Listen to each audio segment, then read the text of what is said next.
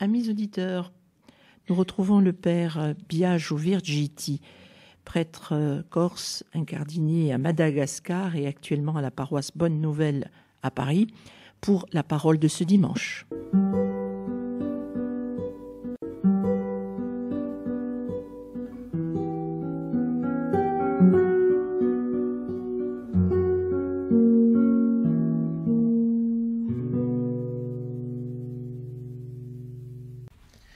Chers amis auditeurs, bienvenue pour cette nouvelle émission où nous entrons maintenant dans le temps de l'Avent.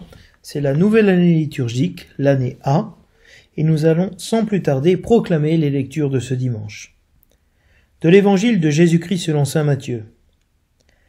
En ce temps-là, Jésus disait à ses disciples : Comme il en fut au jour de Noé, ainsi en sera-t-il lors de la venue du Fils de l'homme. En ces jours-là, avant le déluge, on mangeait et on buvait. On prenait femme et on prenait mari, jusqu'au jour où Noé entra dans l'arche.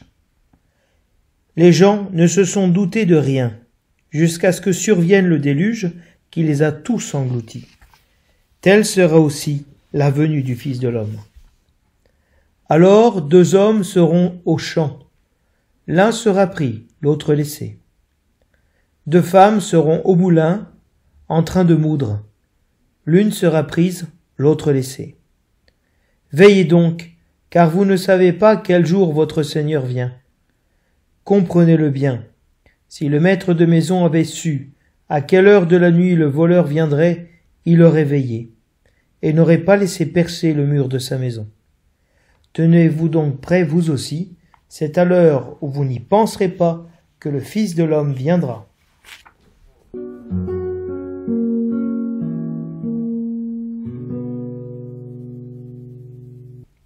Lecture du prophète Isaïe. Parole d'Isaïe, ce qu'il a vu au sujet de Juda et de Jérusalem. Il arrivera dans les derniers jours que la montagne de la maison du Seigneur se tiendra plus haut que les monts, s'élèvera au-dessus des collines. Vers elle afflueront toutes les nations et viendront des peuples nombreux. Ils diront : Venez, montons à la montagne du Seigneur, à la maison du Dieu de Jacob. Qu'il nous enseigne ses chemins et nous irons par ses sentiers. Oui, la loi sortira de Sion et de Jérusalem la parole du Seigneur. Il sera juge entre les nations et l'arbitre de peuples nombreux. De leurs épées, ils forgeront des socs et de leurs lances des faucilles. Jamais nation contre nation ne lèvera l'épée. Ils n'apprendront plus la guerre. Venez, maison de Jacob, marchons à la lumière du Seigneur.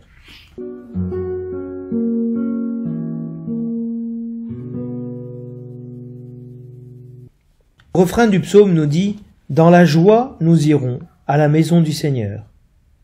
Quelle joie quand on m'a dit : Nous irons à la maison du Seigneur. Maintenant, notre marche prend fin devant tes portes, Jérusalem. Jérusalem, te voici dans tes murs, ville où tout ensemble ne fait qu'un. C'est là que montent les tribus du Seigneur. C'est là qu'Israël doit rendre grâce au nom du Seigneur. C'est là le siège du droit, le siège de la maison de David. Appelez le bonheur sur Jérusalem. Paix à ceux qui t'aiment. Que la paix règne dans tes murs, le bonheur dans tes palais. À cause de mes frères et de mes proches, je dirai : paix sur toi. À cause de la maison du Seigneur notre Dieu, je désire ton bien. Dans la joie, nous irons à la maison du Seigneur.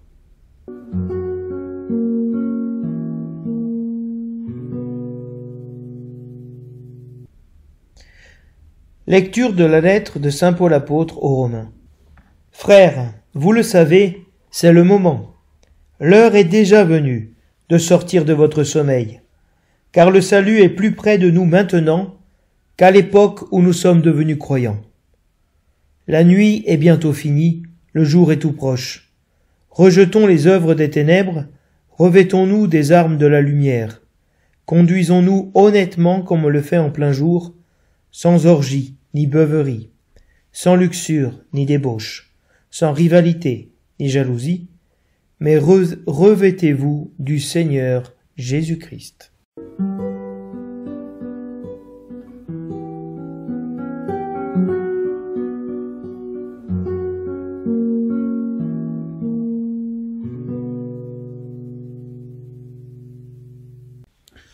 Avant d'aborder le thème de ce dimanche, il nous est nécessaire de comprendre en quoi consiste le temps de l'Avent dans la liturgie romaine. Le terme adventus signifie la venue et marque le temps qui nous prépare à la venue du Seigneur dans la chair et à la fin des temps. Qu'est-ce que l'Avent du Seigneur, sinon sa manifestation universelle? Attendre Jésus-Christ dans l'aujourd'hui de sa venue. L'attente du Sauveur et la veille pour attendre son retour sont des attitudes inscrites dans notre baptême. C'est la grâce de Dieu qui nous a été donnée dans le Christ Jésus au baptême qui nous fait attendre et désirer sa venue. Ainsi, cette attente est liée à la foi. Et elle en est l'expression, car elle exprime l'espérance qui s'appuie sur la promesse du retour de Christ. Ainsi, ce que nous attendons, nous le connaissons déjà. Nous attendons le Seigneur, nous attendons Jésus-Christ dans l'espérance. Si l'année liturgique dispose certaines célébrations en fonction du thème de l'eschatologie des fins dernières, le temps de l'Avent exprime de manière tout à fait particulière ce thème de la venue du Seigneur, cette attente eschatologique de la venue de l'eschaton, de la fin des temps. Mais nous ne pouvons pas oublier que la source de l'attente eschatologique, de cette seconde venue du Christ, se trouve dans la Pâque.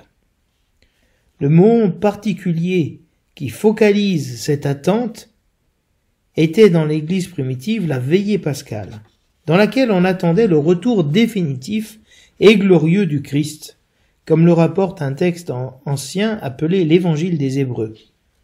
Je vous cite, « Les savants pensent que le jour du jugement tombera dans le temps de Pâques, par le fait que le Christ ressuscite en ce jour, et que les saints eux aussi ressusciteront en ce jour. » Ainsi, la veillée pascale a été pendant les 4 premiers siècles le jour de l'attente du retour du Seigneur, comme en témoignent les homélies pascales des pères de l'Église, dont saint Jérôme, saint Augustin.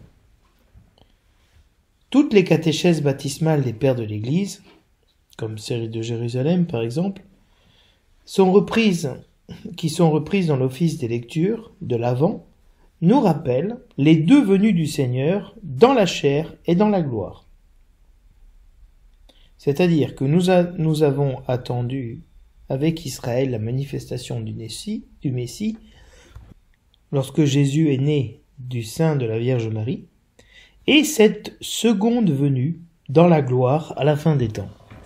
Saint Bernard rajoute une venue intermédiaire, celle que le Fils de Dieu vient faire aux âmes dans l'aujourd'hui de notre vie. Dans la seconde venue, nous allons à la rencontre de l'époux qui vient pour nous inviter à ses noces. Ainsi, il y a 3 venues du Seigneur. La première dans la chair, la dernière à la fin des temps, et celle qui a lieu aujourd'hui pour chacun d'entre nous. S'il est vrai que nous n'avons pas de traces du temps liturgique de l'Avent dans la liturgie romaine, comme une préparation à Noël avant le 7e siècle, nous sommes forcés de constater que cette attente de la venue du Seigneur caractérise profondément notre être chrétien, la condition de tout baptisé, l'existence pascale. La liturgie réveille ainsi en nous un aspect fondamental de notre baptême. Et nous pouvons remercier notre Sainte Mère l'Église de prendre soin de nous en nous aidant à revigorer cette attente du Seigneur qui fait partie de notre être chrétien. Voyons maintenant ce que nous disent les introductions au lectionnaire et au missel, qui tiennent compte, si vous voulez, de toute la théologie et la foi de l'Église, le sens de ces célébrations de l'Avent. La présentation générale du lectionnaire nous dit que les lectures bibliques sont organisées de façon à donner aux chrétiens une connaissance de l'ensemble de la parole de Dieu durant toute l'année liturgique, mais surtout, particulièrement lors des temps forts, comme l'Avent, de sorte que le choix et l'organisation des lectures visent à ce que les chrétiens approfondissent progressivement la foi qu'ils professent et l'histoire du salut. Ainsi, tous ces choix de lecture veulent nous aider à approfondir la foi et de vous contempler dans l'histoire du salut l'attente qui a été celle d'Israël et comment elle s'est manifestée en Jésus-Christ. Certains livres de la Bible ont été, en raison de leur nature même et dans la ligne de la tradition liturgique, réservés à des temps déterminés, nous dit l'introduction du lectionnaire. C'est ainsi que la lecture d'Isaïe, du livre d'Isaïe, surtout dans sa première partie, est assignée traditionnellement au temps de l'Avent. Et on peut se demander quelle est la relation entre les lectures qui a été voulue par le lectionnaire. Une relation d'un autre genre entre les lectures d'une même messe advient, une relation thématique apparaît en avant et en carême, c'est-à-dire au temps qui ont une coloration et un caractère particulier. Ainsi, dans le temps de l'Avent, l'Évangile et la première lecture concordent de manière thématique. Mais, à partir du 17 décembre, c'est-à-dire la deuxième partie du temps de l'Avent, qui est la préparation immédiate à Noël, la neuvaine si vous voulez de Noël, c'est l'Évangile qui concorde avec la première lecture tirée du livre d'Isaïe, qui de manière paradoxale est plus importante que l'Évangile. Il faut noter en outre qu'il n'y a pas de concordance thématique entre les lectures dans le temps de Noël ni dans le temps pascal, mais de manière particulière dans le temps de l'Avent et dans le carême, ce qui donne à notre temps de l'Avent une caractéristique toute particulière. Et le temps de l'Avent a une double caractéristique. C'est à la fois un temps de préparation aux solennités de Noël, où l'on commémore le premier avènement du Fils de Dieu parmi les hommes, et un temps où, par ce souvenir, les âmes sont tournées vers l'attente du second avènement du Christ à la fin des temps. Le temps de l'Avent se présente donc, pour ces deux raisons, comme un temps de pieuse et joyeuse attente, nous dit l'introduction au lectionnaire. Pour les dimanches de l'Avent, les lectures d'évangile ont un caractère propre pour chaque dimanche à travers les 3 années du cycle. Il s'agit de la venue du Seigneur à la fin des temps, premier dimanche, puis de Jean-Baptiste, 2e et 3e dimanche de l'Avent. Enfin, des événements qui ont préparé la naissance du Christ, 4e dimanche. On peut se demander, avec Adrien Nossan, s'il y a une manière chrétienne d'espérer. Nous sommes tous, en effet, plongés dans une attente existentielle, dans une tension qui nous fait attendre quelqu'un et quelque chose. Il s'agit ici du rapport que nous avons avec l'avenir et avec celui qui vient. Une attente qui peut se changer en peur ou en joie. Mais l'espérance est liée aussi à la foi et à l'amour que nous avons pour celui qui vient, pour Dieu. On pourrait se demander, qu'est-ce que notre foi nous fait attendre de Dieu? Dans le temps liturgique de l'Avent, nous revivons une attitude fondamentale de notre être chrétien, veiller. Or, si nous célébrons le mystère de l'Avent, c'est que nous l'avons déjà vécu et expérimenté dans notre vie. Le Seigneur ne cesse de nous rendre visite. Ainsi, l'attitude de la veille est une exigence de notre identité chrétienne. Le thème de ce dimanche est celui de la venue du Seigneur, avec une particularité. Cette venue implique l'attente du retour de Christ, dans une attitude de veille.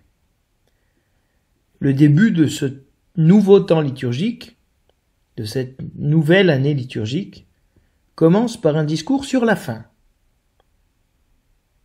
des temps. car c'est bien en fonction de notre fin, de notre finalité, que tous les actes du quotidien prennent leur sens. Sans savoir où nous allons, nous ne saurions pas pourquoi nous vivons. L'Évangile nous exhorte tous à veiller et à nous tenir prêts pour la venue du Fils de l'homme. Sa venue fera irruption sans crier garde, pour séparer les justes et les impies, pour séparer ceux qui veillent et ceux qui dorment, ceux qui savent que le Seigneur vient et ceux qui ne se doutent de rien. Le Seigneur vient pour prendre avec lui et sauver les uns, tandis que les autres seront laissés à leur propre sort. La lecture d'Isaïe présente la venue du Seigneur comme l'avènement de toutes les nations dans la maison du Seigneur. Ce qui arrivera dans les derniers jours, c'est que les nations viendront enthousiastes et s'encourageront à venir à la maison du Seigneur pour confesser sa divinité et se laisser enseigner par lui. Cet avènement mettra fin à toute guerre et à toute violence. La paix promise pour les temps messianiques se réalisera. Ce sera un temps pour marcher dans la lumière du Seigneur. Et vous voyez bien qu'il y a une tonalité très joyeuse dans la lecture d'Isaïe qui contraste un petit peu avec cette irruption brutale qui est dans l'Évangile. Il s'agit donc, dans cette première lecture, du rassemblement des nations, dans un signe d'unité, toutes les nations unies autour du Seigneur. Le psaume 21 devient dans ce contexte le psaume de l'attente. Allons dans la maison du Seigneur. Et celui qui annonce la paix pour toujours, la paix éternelle, dans le royaume de Dieu. Le thème de la lumière est présent dans le formulaire des lectures, lorsque le prophète Isaïe invite à marcher dans la lumière du Seigneur, et que Paul nous invite à entrer dans le combat de la lumière. Paul exhorte la communauté de Thessalonique à se réveiller, car le moment est venu, le salut est tout proche, et ils le savent, contrairement à la génération de Noé. Le jour est tout proche, la nuit est bientôt finie, les œuvres des ténèbres qui plongent les hommes dans un profond sommeil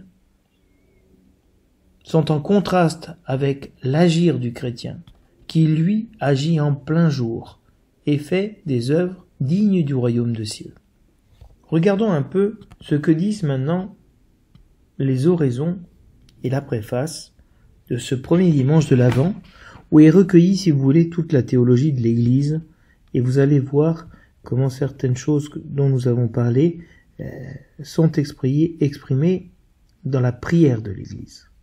L'oraison de collecte nous dit « Donne à tes fidèles, Dieu Tout-Puissant, la volonté d'aller par les chemins de la justice, à la rencontre de celui qui vient, le Christ, afin qu'il soit admis à sa droite et mérite d'entrer en possession du royaume des cieux. » Donc ici, on demande à Dieu de nous aider, d'aider les fidèles, à avoir la volonté, une décision déterminée de marcher dans la justice.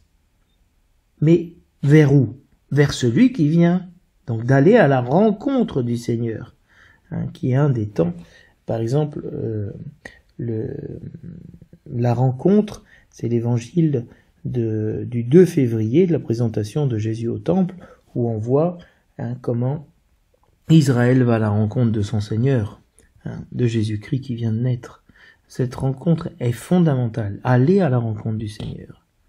Pourquoi? Pour être admis à rentrer dans son royaume. La préface, à travers l'embolisme, nous dit « Car il est déjà venu, en assumant l'humble condition de notre chair, pour accomplir l'éternel dessein de ton amour et nous ouvrir à jamais le chemin du salut. Le Christ est déjà venu, donc nous sommes en train de célébrer une attente de quelqu'un qui est déjà venu dans une condition mortelle, celle de notre chair. Pourquoi faire? Pour accomplir le dessein de son amour en mourant pour nous sur la croix et en nous ouvrant le chemin du salut. C'est pourquoi la préface continue. Il viendra de nouveau. Donc il est déjà venu, il viendra de nouveau. Comment? Revêtu de sa gloire, afin que nous possédions dans la pleine lumière les biens que tu nous as promis et que nous attendons en veillant dans la foi. Il s'agit bien ici, vous voyez le lien avec la deuxième lecture, comment cette deuxième venue, puisqu'il viendra de nouveau, il est revêtu de gloire. Gloire que nous possédons dans la pleine lumière. La lumière de Dieu, Dieu est lumière, il n'y a pas de ténèbres en lui. Et il nous a promis cette gloire. Et nous attendons en veillant dans la foi. Voilà l'attitude de la veille. Comment on veille? Dans la foi. Parce que la foi est cette attitude de veille, comme je vous disais. L'antienne de communion récite « Le Seigneur donnera ses bienfaits et notre terre donnera son fruit ». Vraiment, le Seigneur vient pour nous donner tous ses bienfaits. Et nous, la terre, de porter le fruit. Quel est le fruit que nous sommes appelés à porter? Jésus-Christ. Que Jésus-Christ puisse grandir en nous. La prière après la communion récite « Nous t'en prions, Seigneur, fais fructifier en nous les mystères que nous avons célébrés. » Il s'agit bien, encore une fois, de porter du fruit, mais c'est une œuvre de la grâce de porter du fruit. C'est pas sur nos forces.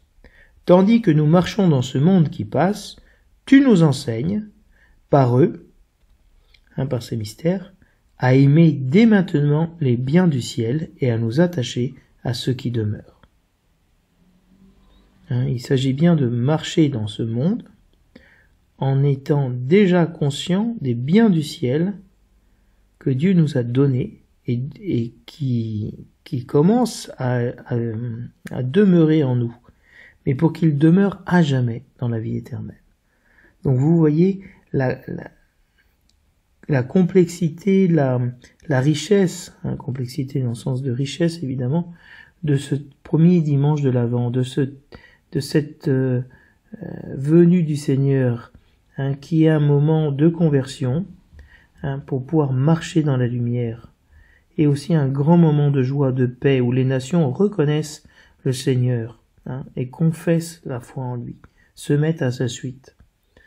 Donc vous avez la possibilité de prier avec la parole de Dieu, et de rentrer dans ce temps de l'Avent aussi à travers la prière de l'Église.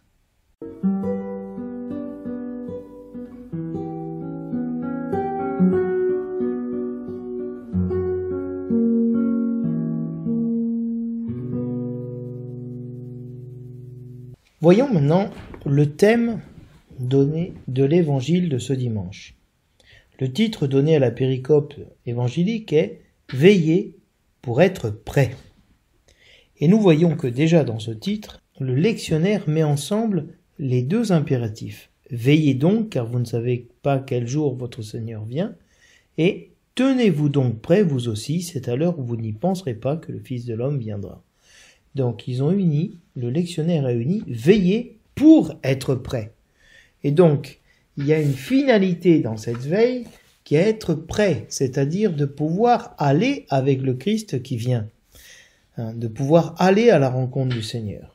Donc il y a quelque chose de très intéressant dans le titre donné par le lectionnaire qui permet de voir la finalité de la veille, c'est de pouvoir être prêt et d'être donc, comme on le verra par la suite, être pris.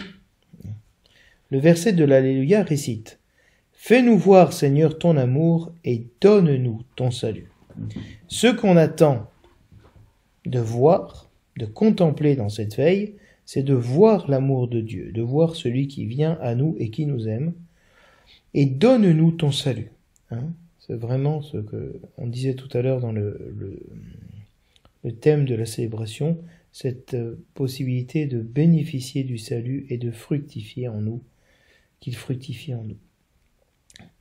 L'antienne du Benedictus et du Magnificat des secondes vêpres se penchent, eux, sur la Vierge Marie et récitent respectivement « Ne crains pas Marie, l'Esprit viendra sur toi, tu enfanteras le Fils de Dieu, Alléluia. » Et la suivante dit « Ne crains pas Marie, tu as trouvé grâce auprès de Dieu, tu vas concevoir et enfanter le Fils du Très-Haut, Alléluia. » Donc l'antienne du Benedictus et du Magnificat mettent l'accent sur la nativité de Jésus à travers la Vierge Marie qui concevra et enfantera le Fils du Très-Haut, le Fils de Dieu. L'antienne du Magnificat des premières vêpres est plus en syntonie avec le thème de la venue du Seigneur. Et elle récite « Voici le Seigneur, il arrive de loin, l'éclat de son nom couvre la terre. » Donc il y a vraiment cette annonce que le Seigneur est là. Voici le Seigneur, le voici, il est là. Voici le jour, c'est le moment. Il arrive de loin. Il arrive de loin parce qu'il a vaincu la mort et le péché. Et l'éclat de son nom couvre la terre. Et vous voyez déjà qu'il y a dans cette antienne un accent qui est mis sur la lumière. C'est déjà la lumière de Noël qui brille. L'éclat de son nom couvre la terre. Cette insistance du thème de la lumière. Alors, la venue du Fils de l'homme se traduit en grec par le terme parousia, la parousie, qui signifie la venue et la présence, l'entrée solennelle du roi dans la ville grecque. Donc la venue du Seigneur, elle est à la fois imprévisible et d'une rapidité incroyable. C'est une visite éclair.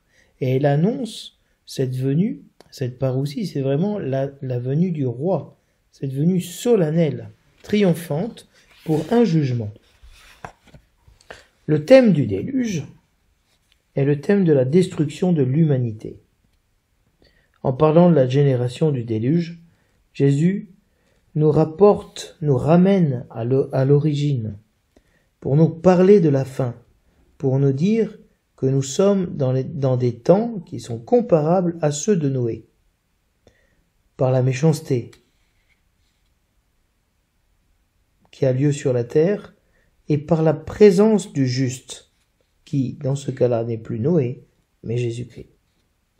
Depuis toujours et jusqu'à maintenant, la venue du Seigneur est imminente et nous prend par surprise. Noé est l'image du juste par excellence dans l'Écriture, le seul qui ne fut pas surpris par le déluge. Donc le déluge advient alors que l'humanité, la terre est remplie de violence. Et la réponse de Dieu à cette violence, ça va être de détruire toute l'humanité et de préparer une nouvelle création, une nouvelle humanité à travers Noé et sa famille. Le déluge est une image universelle de destruction totale de l'homme. Et c'est l'image dans l'Écriture du baptême, que Dieu a sauvé l'humanité à travers les eaux du baptême, que le vieil homme est mort et que, à la vie nouvelle, est né à travers les eaux le chrétien. Les contemporains de Noé n'ont pour seule erreur, pour l'évangile de Matthieu, de ne s'être doutés de rien. Leur problème, c'est qu'ils ne se sont pas doutés que le déluge allait arriver sur eux. La génération de Jésus, elle aussi, ne s'aperçoit pas de ce qui est en train de se passer. Ils ne comprennent pas que Jésus passe pour sauver, car ils sont omnibulés par leur quotidien, par leur routine. La génération de Jésus continue à vivre dans son péché, alors que Jésus vient sauver cette génération par le baptême, comme Noé fut sauvé par les eaux. Et pourtant, cette génération, les gens de cette génération, ne font qu'assouvir les besoins primaires de l'instinct de conservation, manger et boire, l'instinct de survie, de se reproduire, prendre femme, prendre mari. Donc il n'y a pas, si vous voulez, de connotation négative ici, de méchanceté, de violence. Même si dans la tradition biblique, la génération du déluge est le paradigme de l'impiété et de l'immoralité, dans le texte de Matthieu, Jésus ne condamne pas leur impiété, mais le fait qu'ils ne se rendent pas compte de ce qui est en train de se passer, et surtout de qui est en train de passer dans cette génération. Parce que les hommes du déluge vivaient sans se rendre compte de la menace qui pesait sur eux. Et ici, ce n'est pas la menace qui pèse sur la génération de Jésus, c'est sa présence. La péricope tourne autour de verbes de connaissance. Connaître, savoir. Ne pas connaître, au verset 39 et 43. Ne pas savoir, au verset 42 et 43. Ne pas penser, ne pas supposer, au verset 44. Il s'agit bien d'un élément fondamental de la foi qui est reconnaître. Connaître et reconnaître la présence de Dieu dans l'histoire. Et donc cette veille qui sera annoncée par la suite, elle est de savoir reconnaître. Le veilleur, c'est celui qui sait discerner lorsqu'il guette, il garde la ville, de discerner l'ennemi, le passage de l'ennemi. Comme le coq, par exemple, qui discerne le passage de la nuit au jour. C'est une capacité de discernement, si vous voulez, dans cette attitude de veille qui est le propre du chrétien. Le déluge, le rapt d'un homme au champ, d'une femme en train de moudre, la figure du voleur, sont des figures négatives qui font allusion au péché. Les 3 exemples donnés par l'Évangile parlent d'une surprise, de personnes qui ont été prises par surprise, qui sont dans l'ignorance du jour et de l'heure de la venue du Seigneur. L'homme est en train de faucher le blé, la femme est en train de moudre. Et tous les deux sont surpris par la mort. Qu'est-ce que cela signifie? L'un est pris, l'autre laissé. L'une est prise, l'autre laissée. Il y en a un qui est sauvé, et il y en a un qui périt. Noé est sauvé, sa génération a péri. Une femme est sauvée, l'autre non. Nous avons ici, à travers l'exemple de Noé et de cet homme et de cette femme qui sont dans leur travail, à travers la figure du voleur, un appel à la conversion. La parousie, comme le déluge, est un événement qui nous tombe dessus, qui fond sur nous, et qui crée une séparation entre les hommes, qui fait un jugement entre les justes et les impies. Elle vient séparer les uns des autres. L'un est pris, l'autre laissé. La parousie, le retour du Christ, vient révéler ce qui était caché. L'attitude de veille et d'attente qui a toujours été présente dans le peuple de Dieu, dans les Anawim, dans les pauvres. L'un sera pris, l'autre laissé. L'un sera sauvé, et l'autre sera laissé aux affres du déluge et de la mort. À travers l'image du voleur, nous ne sommes pas face à l'allégorie, à une allégorie pour dire que le Seigneur est comme un voleur. Non. Même si Paul nous dit le jour du Seigneur vient comme un voleur dans la nuit, dans la première épître aux Thessaloniciens, nous sommes ici face à une parabole où ce qui compte, c'est surtout la pointe de l'histoire, l'élément qui sert de comparaison avec notre vie. La pointe de cette parabole, c'est « tenez-vous prêts, veillez ». De la même manière qu'on ne peut pas s'attendre à un voleur, on ne peut pas s'attendre à la venue du Seigneur. Et donc la seule attitude, la seule solution, c'est veiller, se tenir prêt. Paul dira aux chrétiens de Thessalonique de rester fidèles aux dons reçus dans le baptême. Mais vous, frères, vous n'êtes pas dans les ténèbres pour que ce jour vous surprenne comme un voleur. Veiller signifie donc ne pas s'endormir. Ne pas s'endormir sous le poids des préoccupations mondaines, mais se préparer, se tenir prêt à aller à la rencontre du Seigneur, de l'époux qui vient. Donc cela signifie donner plus d'importance à celui qui vient qu'à nous-mêmes, de donner plus d'importance à la vie qu'il nous apporte qu'à la vie que nous possédons. Veiller signifie donc ici s'apercevoir de ce qui se passe, comprendre ce qui est en train de se passer, discerner que Jésus vient. Comme notre vie nous échappe et que nous ne connaissons pas le jour ni l'heure, notre seule solution c'est veiller, nous tenir dans l'attente.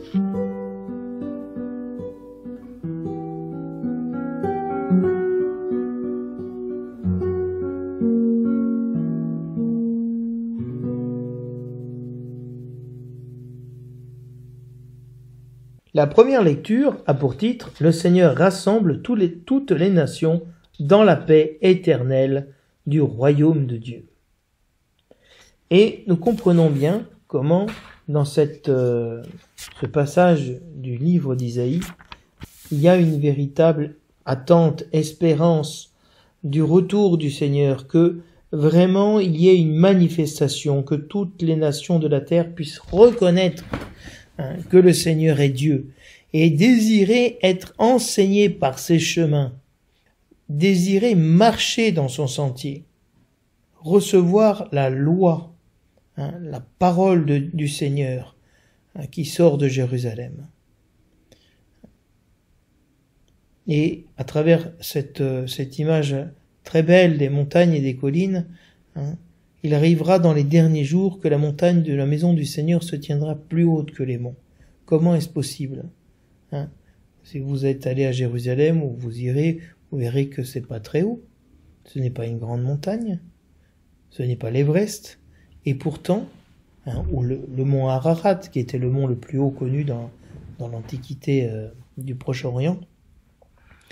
Et donc, de manière surprenante, cette montagne de la maison du Seigneur, cette montagne du Temple, cette montagne de Sion, sera plus haute que toutes les montagnes, s'élèvera au-dessus de tout.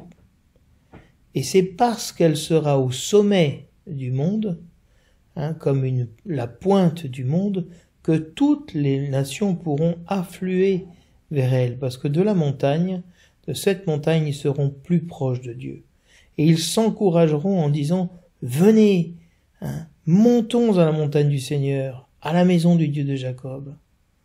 Il y a vraiment comme je vous disais, cet enthousiasme, cette fraîcheur, cet élan.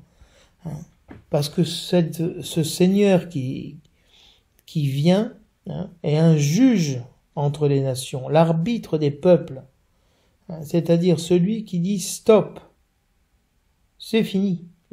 La guerre est finie. Et de fait, tous les instruments de guerre, les épées, deviennent des socs de charrue. Les lances, qui étaient faites pour tuer, vont être des faucilles pour pouvoir moissonner. C'est-à-dire, on passe d'une guerre où on tue à des instruments de labour pour donner la vie, produire la vie. Et avec cette très belle citation, « Jamais nation contre nation ne lèvera l'épée, ils n'apprendront plus la guerre. » C'est fini. La paix éternelle régnera dans le royaume de Dieu. Voilà pourquoi la lecture d'Isaïe termine en disant « Venez, maison de Jacob, marchons à la lumière du Seigneur. » Non plus dans les ténèbres de l'ignorance, mais dans la lumière de la connaissance du Seigneur. Et de pouvoir marcher, c'est-à-dire avoir une conduite droite. Et à cette première lecture, le psaume va répondre avec un refrain qui est identique à celui de la semaine dernière lors de la fête du Christ-Roi. Cet élément de répétition nous permet de comprendre qu'en fonction du contexte de la fête du Christ-Roi ou de l'Avent, une même lecture, un même psaume, prend une autre interprétation. Dans la joie, nous irons à la maison du Seigneur. Ici, c'est le jour du Seigneur, la venue du Seigneur, l'avènement du jugement, et donc nous allons dans la joie. Dans la joie, nous irons à la maison du Seigneur. Le temple est la demeure de Dieu parmi les hommes, le lieu de la rencontre entre les hommes et avec Dieu. Et les fidèles se rendent dans la joie à la rencontre de celui qui vient. Jérusalem, te voici dans tes murs. C'est là que montent les tribus du Seigneur. Il y a cette affluence de nouveau vers ce lieu. Tout à l'heure, c'était les nations. Ici, c'est Israël, hein, parce que c'est le siège du droit, du juge qui siège sur la maison de David. Et tout à l'heure, il y avait l'invitation « Venez, montons à la maison du Seigneur ». Et ici, « Appelez le bonheur sur Jérusalem, paix à ceux qui t'aiment. À cause de mes frères, je dirai paix sur toi ». Cette invitation collective, communautaire, cet encouragement à rendre grâce à Dieu, et ici à appeler la paix.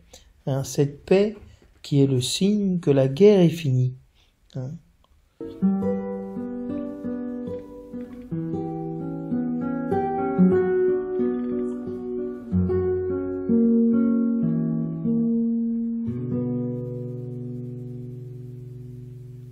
La deuxième lecture de ce dimanche a pour titre « Le salut est plus près de nous ». Et cette lecture a été choisie en fonction du thème de la venue du Seigneur et de montrer que la venue du Seigneur représente pour les chrétiens la proximité avec le salut. Le salut est près de nous, est plus près de nous maintenant. Et saint Paul nous dit, frères, vous le savez, c'est-à-dire, tout à l'heure, dans l'évangile, on avait l'ignorance, on ne sait pas le moment, et on ne se rend pas compte que le déluge est en train de nous tomber dessus. On ne sait pas ce qu'on est en train de vivre. Et ici, Paul rappelle aux Romains qu'ils savent, qu'ils ont connaissance, c'est le moment, l'heure est déjà venue de sortir de votre sommeil. Le moment, l'heure est venue. Cette venue de la manifestation du Seigneur qui vient à notre rencontre.